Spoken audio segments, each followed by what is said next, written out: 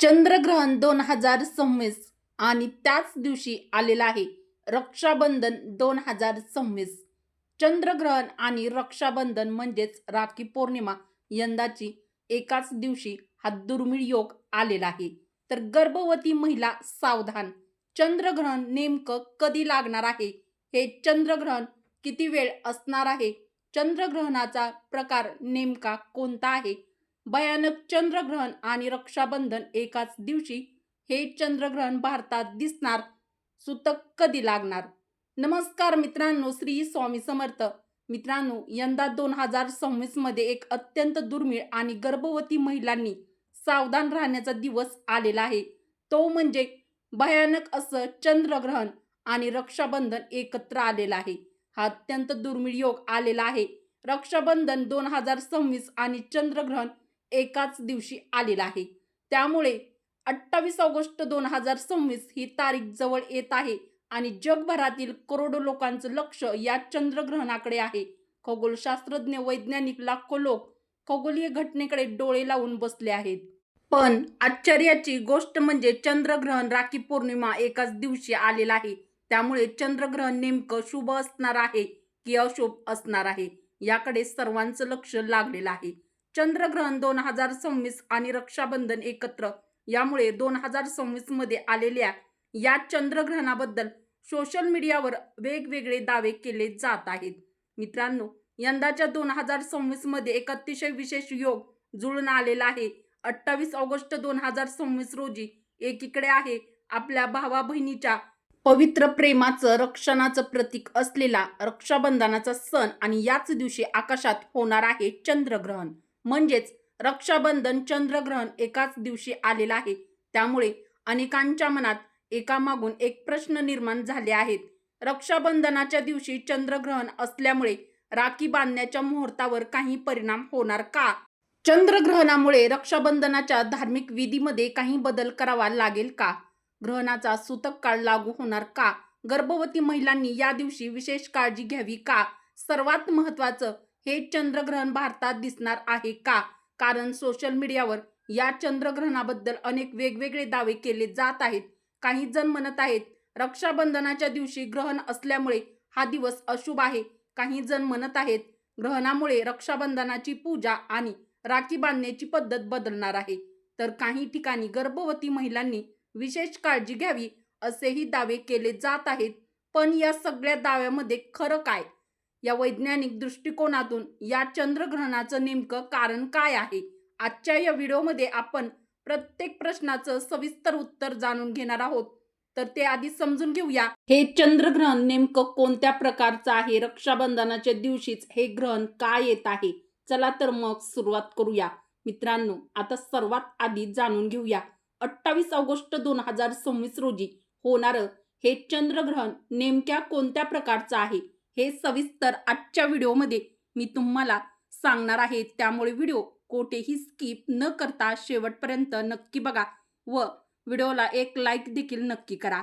मित्रांनो, सर्वात आधी जाणून घेऊया चंद्रग्रहण म्हणजे नेमकं काय. अनेकांना वाटतं की चंद्रग्रहण म्हणजे चंद्र अचानक काळा पडतो किंवा त्याचा प्रकाश कमी होतो. पण खरं कारण तसं अजिबात नाही. वैज्ञानिक आणि खगोलीय दृष्टिकोनातून पाहिलं तर चंद्रग्रहण ही पूर्णपणे नैसर्गिक खगोलीय घटना आहे. आपली पृथ्वी सूर्याभोवती फिरत असते, चंद्र पृथ्वीभोवती फिरत असतो.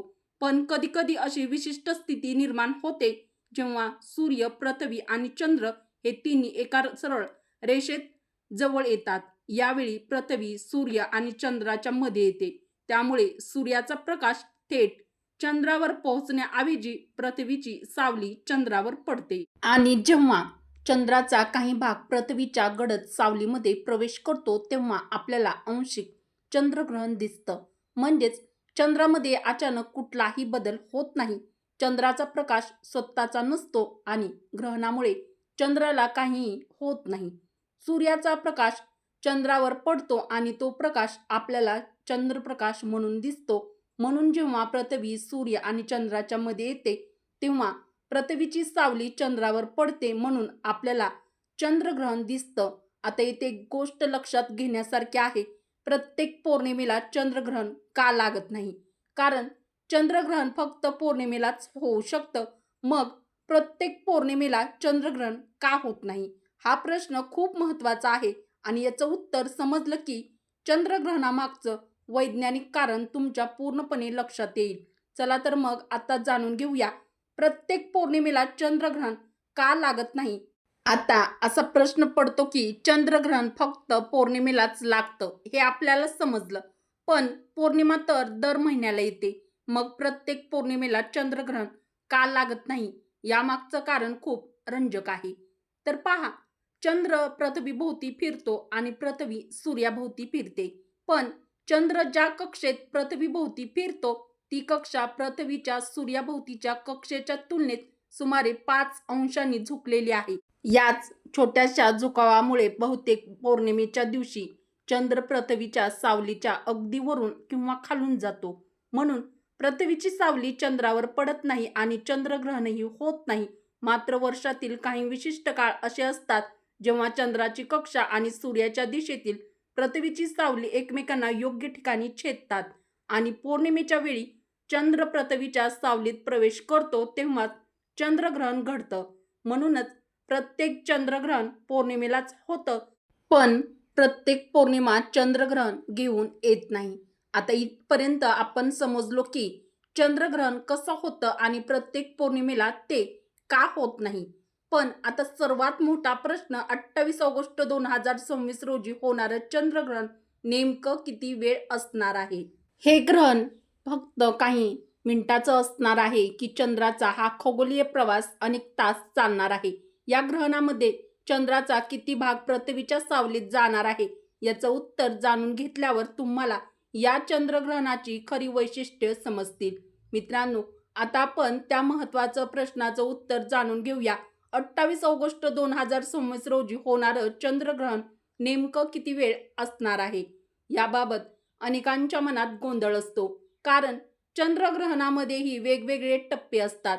सुरुवातीला चंद्र पृथ्वीच्या बाहेरील फिक्कट सावलीमध्ये प्रवेश करतो. त्यानंतर चंद्राचा काही भाग पृथ्वीच्या गडद सावलीत प्रवेश करू लागतो आणि याच अवस्थेला अंशिक चंद्रग्रहणाचा मुख्य टप्पा म्हणता येतं. त्यानंतर चंद्र हळूहळू पृथ्वीच्या सावलीतून बाहेर येतो. म्हणजेच हा चंद्रग्रहण एका क्षणात सुरू होणारा आणि एका क्षणात संपणारा प्रकार नाही. चंद्र पृथ्वीच्या सावलीत प्रवेश करण्यापासून पूर्णपणे बाहेर येईपर्यंत वेगवेगळे टप्पे पार करतो आणि म्हणूनच ग्रहणाची सुरुवात, मुख्य ग्रहणाचा टप्पा आणि ग्रहणाची समाप्ती याच्या वेळा वेगवेगळ्या असतात. आणि येथे आणखीन एक गोष्ट महत्त्वाची आहे. आंशिक चंद्रग्रहण असल्यामुळे चंद्राचा संपूर्ण भाग पृथ्वीच्या गडद सावलीत जाणार नाही. चंद्राचा काही भागच गडद सावलीत प्रवेश करेल. त्यामुळे आकाशात दिसणारे दृश्य पूर्ण चंद्रग्रहणापेक्षा वेगळं असेल. मग या चंद्रग्रहणाचा भारतावर नेमका काय परिणाम होणार आहे? हे ग्रहण भारतातून दिसणार आहे का? रक्षाबंधनाच्या दिवशी चंद्रग्रहण असल्यामुळे राखी बांधण्याच्या वेळेवर काही परिणाम होणार आहे का? आणि धार्मिकदृष्ट्या या दिवशी सूतक मानलं जाणार आहे का? हे सर्व प्रश्न आपण पुढच्या भागामध्ये सविस्तर जाणून घेणार आहोत. मित्रांनो, आत्तापर्यंत आपण चंद्रग्रहणामागचं वैज्ञानिक आणि खगोलीय कारण समजून घेतलं. पण हिंदू धर्मशास्त्र चंद्रग्रहणाबद्दल नेमकं काय सांगतं हा प्रश्न देखील अनेकांच्या मनामध्ये असतो. तर आपल्या हिंदू धार्मिक परंपरेमध्ये ग्रहणाचा संबंध राहू आणि केतू यांच्याशी जोडला जातो. पौराणिक कथेनुसार समुद्र मंथनाच्या वेळी देव आणि असुरांनी अमृत प्राप्त झालं. त्यावेळी एका असुराने देवांच्या रांगेमध्ये बसून अमृत प्राशन केलं. भगवान विष्णूंनी मोहिनी रूप धारण करून त्याचा भेद ओळखला आणि सुदर्शन चक्राने त्याचं मस्तक धडापासून वेगळं केलं. परंतु अमृताचा थेंब त्याच्या कंठात गेल्यामुळे तो अमर झाला. त्याचं मस्तक राहू म्हणून ओळखलं गेलं आणि त्याचं धड केतू म्हणून ओळखलं गेलं, अशी धार्मिक मान्यता आहे. सूर्य आणि चंद्र यांनी त्या असुराची ओळख भगवान विष्णूंना सांगितली होती. त्यामुळे राहूच्या मनात सूर्य आणि चंद्राविषयी वैर निर्माण झालं.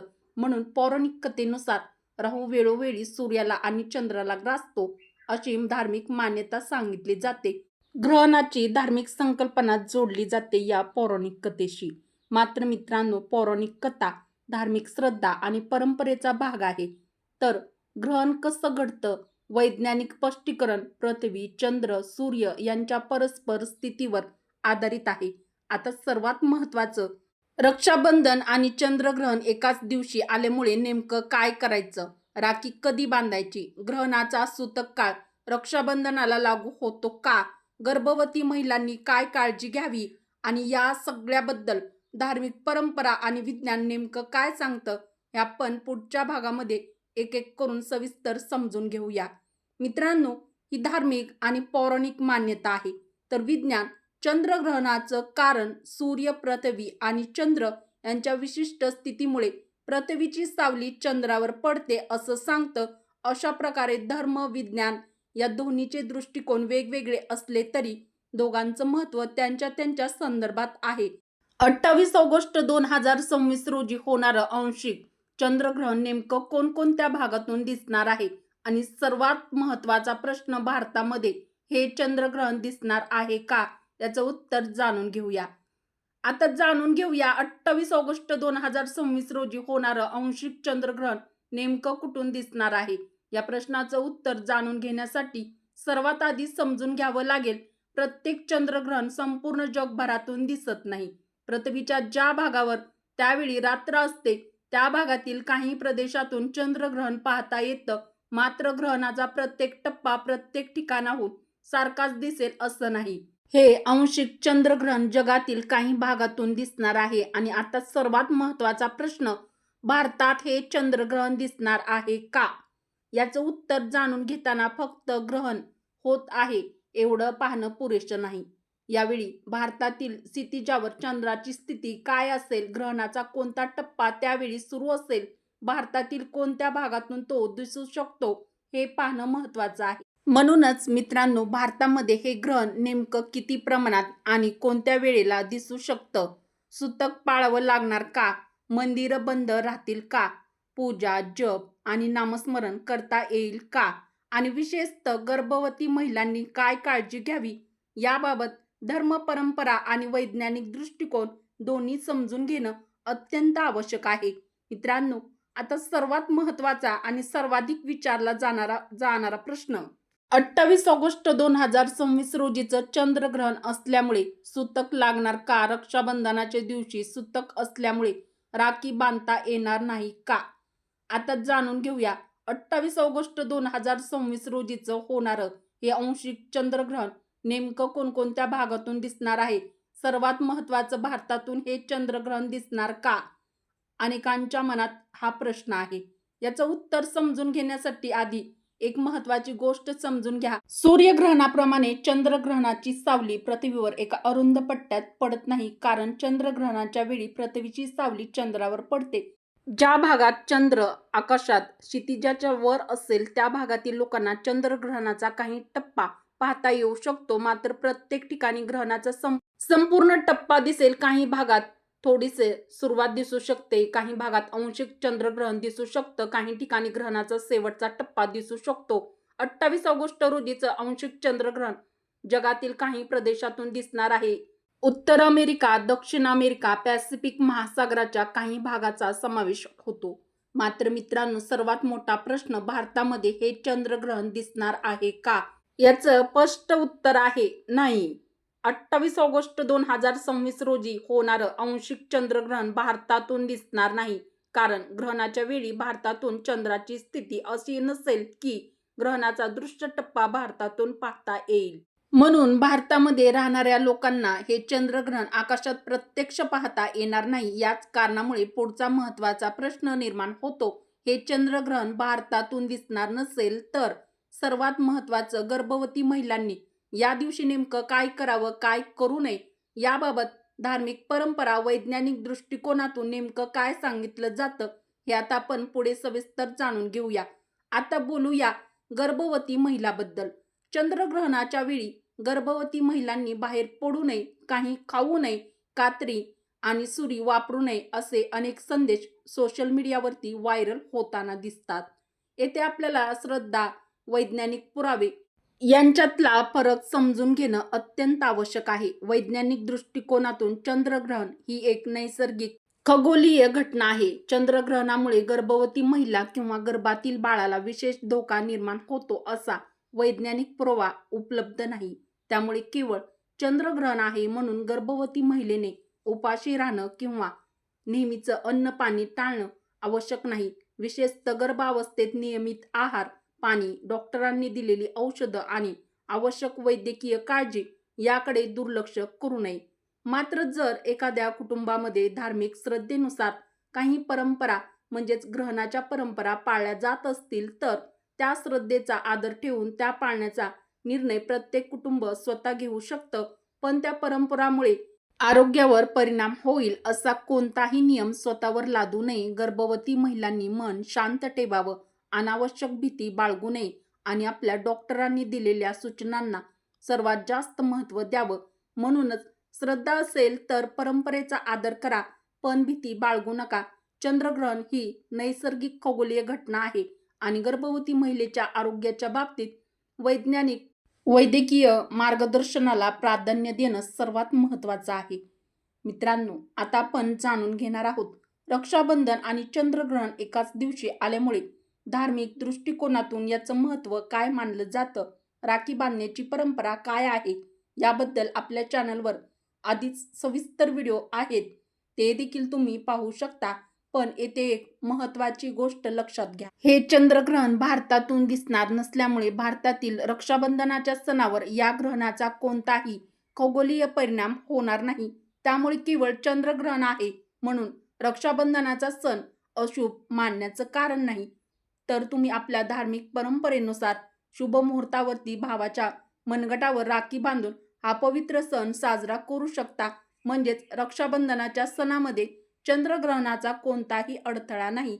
तर मित्रांनो, आजच्या या व्हिडिओमध्ये आपण 28 ऑगस्ट 2026 रोजी होणारं आंशिक चंद्रग्रहण, त्याचा वैज्ञानिक दृष्टिकोन, हे ग्रहण कोणत्या भागातून दिसणार आहे, भारतात ते दिसणार आहे का, गर्भवती महिलांनी कोणती काळजी घ्यावी, रक्षाबंधनावर याचा काही परिणाम होणार आहे का, याबद्दल सविस्तर माहिती जाणून घेतली. मित्रांनो, ही माहिती तुम्हाला उपयोगी वाटली असेल तर व्हिडिओला एक लाईक नक्की करा. तुमच्या कुटुंबातील नातेवाईक, मित्रमैत्रिणींमध्ये रक्षाबंधन आणि चंद्रग्रहणाबद्दल गैरसमज असतील तर हा व्हिडिओ त्यांच्यासोबत नक्की शेअर करा. आपल्या चॅनलवर तुम्ही नवीन असाल तर मराठी रोहिणी किचन चॅनलला सबस्क्राईब करा, बेल आयकॉन प्रेस करा. अशाच प्रकारची धार्मिक, आध्यात्मिक, माहितीपूर्ण व्हिडिओ मिळवण्यासाठी आपल्या चॅनलला सबस्क्राईब नक्की करा. परत भेटूया एका नवीन महत्त्वाच्या माहितीसोबत. तोपर्यंत सर्वांना श्री स्वामी समर्थ. जय श्रीकृष्ण, जय माता लक्ष्मी. तुम्हा सर्वांचे मनापासून धन्यवाद.